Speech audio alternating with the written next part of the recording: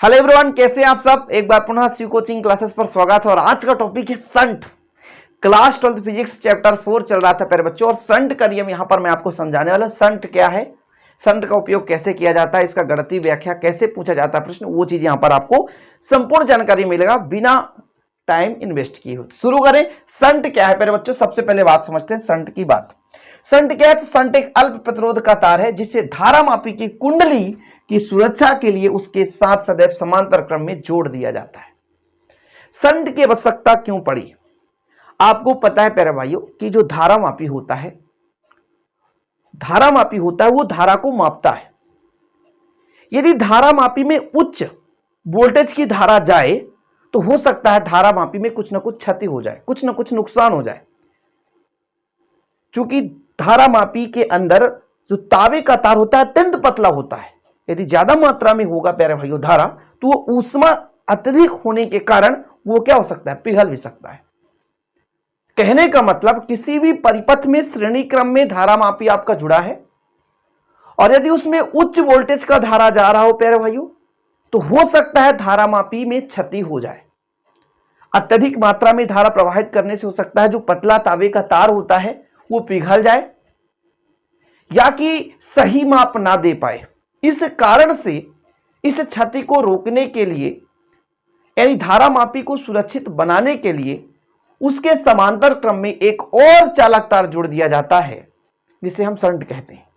कुल मिलाकर यहां पर एक निष्कर्ष निकला कि संट कुछ और नहीं है, केवल एक चालक तार है जो कि धारामापी के थोड़ा बहुत जो आपका धारा का मान है उसको ग्रहण कर लेता है, थोड़ा सा प्रतिरोध बढ़ा देता है, जिससे धारामापी क्षति होने से बच जाता है। बस यही है, कुछ नहीं है। संट एक चालक तार है प्यारे बच्चों, कुछ नहीं है। संट एक चालक तार है जिसकी सहायता से हम क्या करते हैं, धारामापी की कुंडली की सुरक्षा के लिए सदा उपयोग करते हैं और धारामापी को कुंडली को सुरक्षित करते हैं।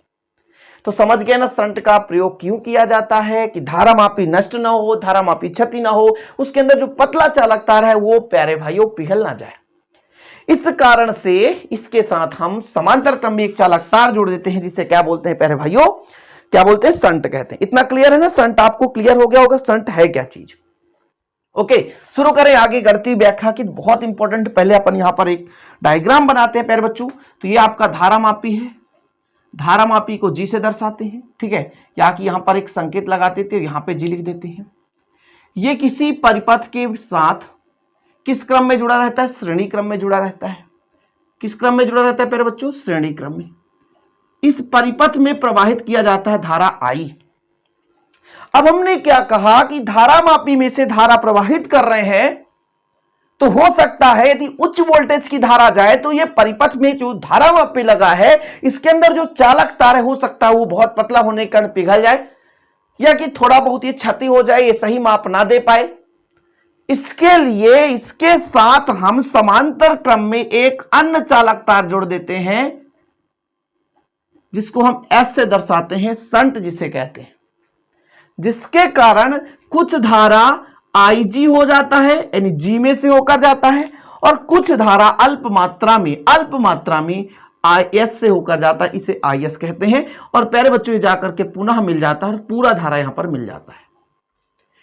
तो हम क्या करते हैं, धारामापी को क्षति से बचाने के लिए समांतर क्रम में एक अल्प प्रतिरोध का चालक तार जोड़ देते हैं जिसे हम संट कहते हैं। देख सकते हैं, संट एक अल्प प्रतिरोध का तार है जिसे धारामापी की कुंडली की सुरक्षा के लिए उसके साथ सदैव समांतर क्रम में जोड़ दिया जाता है। इतना क्लियर, ये डायग्राम भी आपका कंप्लीट हो गया होगा उम्मीद करता हूं। चलिए शुरू करें गणितीय व्याख्या प्यारे बच्चों। तो आप लोगों को हेडिंग डालना है गणितीय व्याख्या। क्या हेडिंग डालना है, गणितीय व्याख्या। ओके, ठीक। माना मानकर चलेंगे आपका एक धारामापी जी है जिसमें आई धारा प्रवाहित है, ठीक है। थोड़ा सा लिखेंगे, माना परिपथ में श्रेणी क्रम में क्या जुड़ा हुआ है,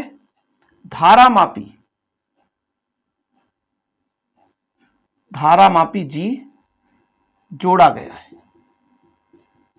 परिपथ में पहले तो धारामापी होगा जिसमें प्यारे बच्चों कितना धारा प्रवाहित करते हैं, जिसमें आई धारा, ऐसा ना लिखें, पहले आप लोग इस ऐसे लिखें कि धारा मापी के समांतर क्रम में, किस क्रम में? समांतर क्रम में, धारा मापी के समांतर क्रम में क्या जुड़ा है? एक अल्प प्रतिरोध। क्या? अल्प प्रतिरोध का चालक तार S जुड़ा है। ओके, कोई दिक्कत नहीं, जो हमने डायग्राम बनाया वही चीज लिख दिया कि माना परिपथ में एक परिपथ है आपका, ये कोई परिपथ, घर का परिपथ हो सकता है, उसमें एक धारामापी जुड़ा है और धारामापी के समांतर क्रम में एक चालक तार जुड़ा है जो अल्प प्रतिरोध का चालक तार है। जब हम, थोड़ा समझिएगा, जब धारा परिपथ में, किसमें? परिपथ में आई धारा प्रवाहित करने पर, आई धारा क्या करने पर? प्रवाहित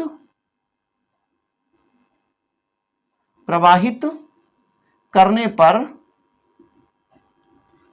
धारा दो भागों में बट जाता है। धारा दो भागों में बट जाता है। धारा कौन कौन से दो भागों में बट जाता है? एक धारा आपका IG है प्यारे भाइयों, और एक धारा आपका IS है। इसको आप समीकरण 1 दे सकते हैं, ठीक है ना। धारा दो भागों में बट जाता है, इसलिए कुल धारा यहां पर आप लिख सकते हैं, इसलिए आपका कुल धारा I कितना हो जाएगा? I बराबर IG प्लस IS। क्यों हो गया प्यारे बच्चों? तो हमने क्या कहा, जब परिपथ में धारा I प्रवाहित करते हैं तो एक धारा आपका IG जो है वो कैपिटल G से होकर जा रहा है, धारा मापी में से होकर जा रहा है, और कुछ मात्रा में धारा प्यारे बच्चों एक जो आपका समांतर क्रम में जुड़ा हुआ है अल्प प्रतिरोध का तार, जिसे शंट कहते हैं, उसके साथ जा रहा है। इतना क्लियर है ना? गणितीय व्याख्या करना बिल्कुल कठिन नहीं है, आप अंत तक देखते रहिए। थोड़ा सा और लिखते हैं इसके आगे। अब यदि हम कह दें कि शंट के, या हम पहले ले लेते हैं प्यारे बच्चों, ये आपका क्या है? धारामापी। तो धारामापी के सिरों के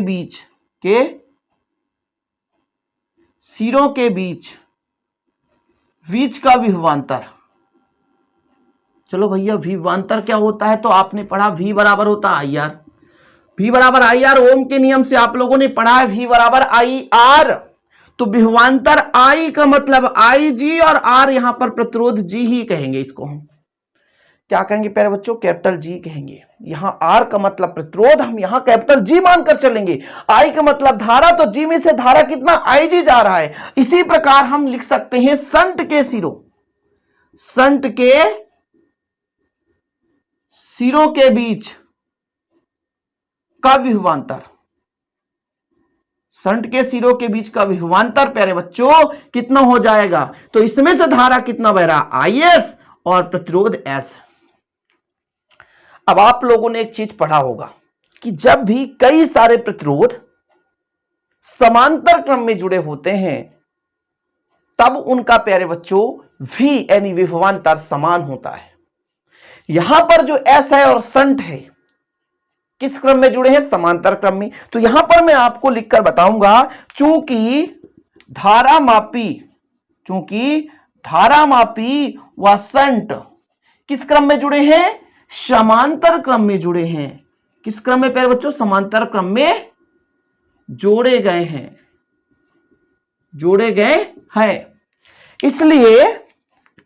इसलिए हम कह दें कि धारामापी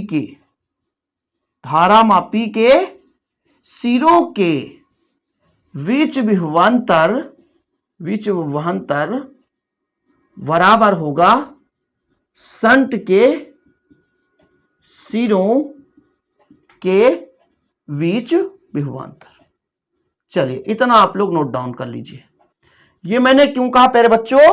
क्योंकि मैंने आपको बताया था पहले भी कि यदि आपका श्रेणी क्रम नहीं समांतर क्रम में जुड़ा है तो उन दोनों का विभवांतर समान होता है। ठीक है, आ रहा कैमरा में, देखें थोड़ा सा।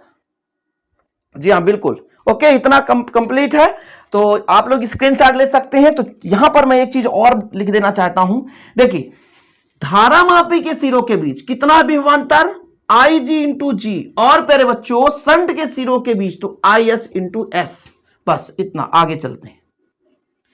आगे चलते हैं। यहां से हम आपको लिखेंगे प्यारे बच्चों, यहां पर फिर बाद में देख लेंगे। यहां से देखते हैं। ठीक, चलिए हमने यहां पर बराबर क्यों किया, क्योंकि जब दो प्रतिरोध समांतर क्रम में जुड़े होते हैं तो उनका विभवांतर समान होता है। क्या समान होता है? विभवांतर। तो प्यारे बच्चों यहां पर विभवांतर समान है इसलिए हमने ऐसा कर दिया।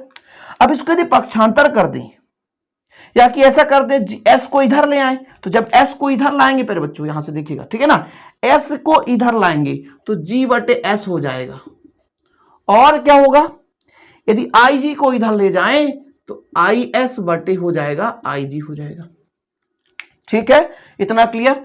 या तो आई एस बटे आई जी और जी बटे एस, पक्षांतर होता है हमेशा गुणा का भाग, भाग का गुणा में जाता है। दोनों पक्षों में एक जोड़ने पर, दोनों पक्षों में एक जोड़ने पर एक जोड़ दो, आई एस बटे आई जी धन 1 और जी बटे एस धन 1। देखिएगा जरा, यदि आपसे कुछ ना बने तो आप इसका इधर मल्टीप्लाई कर दो, तो आई एस धन आई जी बटे आई जी, और इसका भी इधर मल्टीप्लाई कर दो, जी धन एस बटे एस। यहां तक बिल्कुल क्लियर है, बिल्कुल कंप्लीट है प्यारे बच्चों। अब यहां पर मैं लिख देता हूं आई एस धन आई जी, देख सकते हैं आई बराबर आई जी धन आई एस। तो समीकरण 1 से आई बटे आई जी बराबर जी धन एस, ये कहां से आया प्यारे बच्चों, तो यहां पर लिख सकते हैं समीकरण 1 से। नहीं दिखता होगा तो आप लोग देख लीजिएगा थोड़ा सा, क्योंकि कैमरा प्यारे बच्चों हम नहीं देख पाते हैं कि हम क्या लिख रहे हैं। चलिए चेक करते हैं एक बार, आ रहा है, स्क्रीनशॉट ले लें आप लोग, स्क्रीनशॉट ले लें। यहां तक कंप्लीट हो गया आपका, बिल्कुल थोड़ा सा और बचा है प्यारे बच्चों, थोड़ा सा सेफ है, तो आप लोग थोड़ा सा यहां तक स्क्रीनशॉट ले सकते हैं, आपका इतना कंप्लीट हो चुका है। ठीक है, ओके, चलें आगे चलें। ठीक, यहां तक रहने, समीकरण 1 है, आप यहां से हम मिटा देते हैं प्यारे बच्चों, क्योंकि आगे हमको हल करना है, तो हो सकता है यहां तक आप लोगों ने लिख लिया होगा। ठीक है,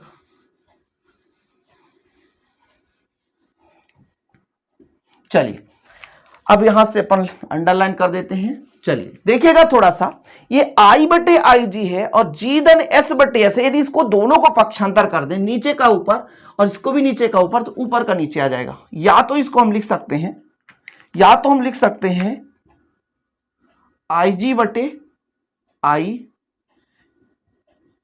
एस बटे जी धन एस हो गया। इतना क्लियर है, यहां तक आप क्लियर कर लीजिए और इसको आप दे दीजिए जो भी समीकरण आपका आ रहा हो। 1 दिया था हमने, समीकरण 2 दे देते हैं।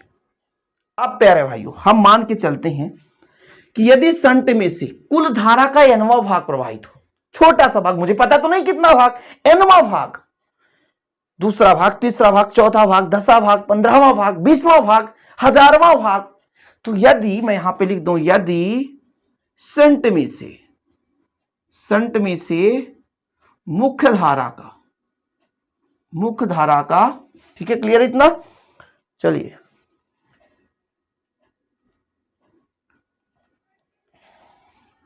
गड़बड़ हो गया थोड़ी यार, क्या मिनट में है बताओ बस, ठीक है 14 महीना नहीं काटना।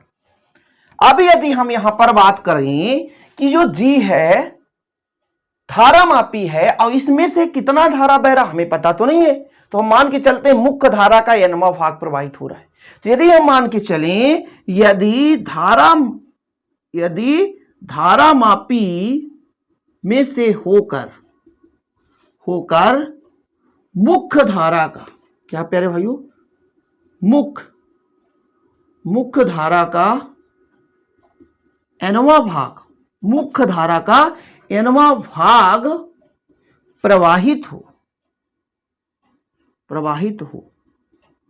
तो nवां भाग मतलब मुख्य धारा कितना है आई, और आई का nवां भाग आपको करना है। यानी प्यारे भाइयों तो कितना हो जाएगा, आई जी अपान आई बराबर 1/n। ये कैसे कर दिया हमने, मुख्य धारा में से, कितना में से, मुख्य धारा में से धारा मापी में कितना धारा प्रवाहित हो रहा है वो nवां भाग के बराबर हो रहा है। कुल एक मान के चलें, nवां भाग तो 1/n, सिंपल है। इसको दे दो आप समीकरण प्यारे बच्चों, समीकरण 3। अब यहां पर हम लेकर चलेंगे समीकरण 2 और 3 से, समीकरण 2 व 3 से। समीकरण 2 क्या कहता है, आई जी बट्टे आई। यहां भी समीकरण 3 क्या कहता है, आई जी बट्टे आई। तो जब लेफ्ट लेफ्ट बराबर है प्यारे बच्चों, तो राइट का राइट से बराबर हो जाएगा, ठीक है ना। मतलब एस बटे जी धन एस बराबर 1 बटे एन। देख सकते हैं आप, यहां तक किसी को डाउट हो सकता है, यहां पर आपको दिक्कत हो रहा हो कि मुख्य धारा का जो आईजी में कितना धारा प्रवाहित हो रहा है वो प्यारे बच्चों 1 बटे एन। इसको ऐसा भी लिख सकते हो कि आईजी का कुल धारा आई का एनवा भाग। अब ये पक्षांतर होगा तो आईजी बटे आई हो जाएगा। बिल्कुल क्लियर है यहां तक, सिंपल तरीके से। चलिए आगे चलते हैं। दोनों का पर क्या करेंगे स्टूडेंट, संट निकालना है, तो आगे यहां से कर देते हैं। आपको पता होना चाहिए, आपको लिखते चलना है, ठीक है, नोट डाउन करते चलना है। यदि आप पूरे वीडियो को देख रहे हैं, पक्षांतर करेंगे प्यारे भाइयों तो कितना हो जाएगा, यहां पर आप देख सकते हैं एस बटे जी धन एस है, तो इसका मल्टीप्लाई कर दें तो इधर हो जाएगा एस एन, ठीक है, तिर्यक गुणा करें, और जी धन इसका मल्टीप्लाई इधर, तो जी धन एस। ये एस धन में इधर आएगा तो ऋण में हो जाएगा, ठीक है। एस कामा ले लें तो एन माइनस 1 हो जाएगा और ये जी हो जाएगा, और यहां पर एस का मान तो जी बटे एन माइनस 1। जी हाँ, ये आपका आ चुका है कंप्लीट संट का मान। संट का मान इस प्रकार से आपका कंप्लीट हो गया, ठीक है प्यारे भाइयों, कंप्लीट हो गया। यहां पर आप लिख सकते हैं कि यदि धारामापी में एनवा भाग प्रवाहित किया जाए तो जो संट का प्रतिरोध है वो धारामापी के प्रतिरोध के n माइनस 1वां भाग के बराबर होगा। फिर से समझे, यदि धारामापी में से मुख्य धारा का nवां भाग प्रवाहित हो रहा हो, यदि धारामापी में, ये धारामापी, यदि धारामापी में मुख्य धारा का nवां भाग प्रवाहित हो रहा हो तो जो संट का प्रतिरोध है वो धारामापी के प्रतिरोध के n माइनस 1वें भाग के बराबर होगा। सूत्र से आप लिख सकते हैं, अब ये रटना नहीं होता है कि सर ने रट के आया बता दिया, ऐसा कुछ नहीं होता। सूत्र से आप, यदि हम धारामापी में से मुख्य धारा का nवां भाग प्रवाहित कर रहे होते हैं तो अब प्यारे भाइयों जो संट का प्रतिरोध है ये धारामापी के प्रतिरोध के n माइनस 1वां भाग के बराबर होता है। तो ये आपका कंप्लीट हो गया संट का नियम। संट से आपने क्या देखा भैया कि हम धारामापी के क्षति को बचा सकते हैं। और आज का वीडियो यहीं तक प्यारे भाइयों, और ज्यादा लंबा बनाने के कारण कि बोरिंग न लगे यार, आप लोग अच्छे से तैयार करते चले। और शिव कोचिंग क्लासेस का ऐप डाउनलोड नहीं किया तो अभी प्ले स्टोर में जाइए और डाउनलोड कर दीजिए। यदि नोट्स लेना है तो मेरा पर्सनल नंबर सबको पता होता है, 96 85 29 91 49 पर कांटेक्ट कर सकते हैं। चलिए प्यारे बच्चों, मिलते हैं अगली वीडियो में। जय हिंद, वंदे मातरम।